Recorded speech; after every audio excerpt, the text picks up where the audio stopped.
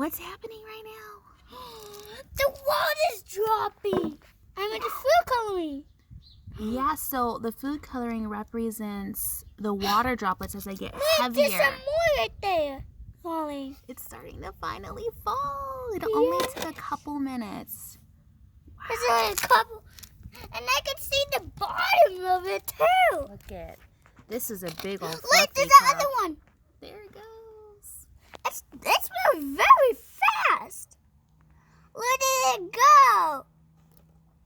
It's like watching rain in slow motion, huh? Yes, I told you it would work. So then we get to write that down on our conclusion part. Yes. Can I see closer? Sure, yeah, look closer, buddy. Okay, Sure. So we're going to write that on our conclusion that our predictions were beautiful. correct. It is. Very cool. It looks like it has a little bit of light green in it. Oh, yeah, the color. It's, Light green. There's some right here, see? wow. Hey, look at when you're turning it, it's making a cool motion. Wow.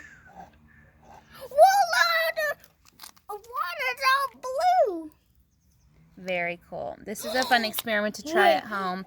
And then when you're done, you can also just throw some shaving cream on a table, get some coloring or paint, and let the kids go crazy. And it's easy to clean up, and it makes your house smell good. So it's fun, cause and effect kind of play, very creative.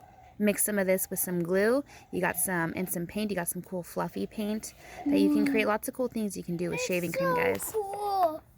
All right, maybe we'll do another cool experiment tomorrow. Yes. Yes. Say bye, everyone. Bye.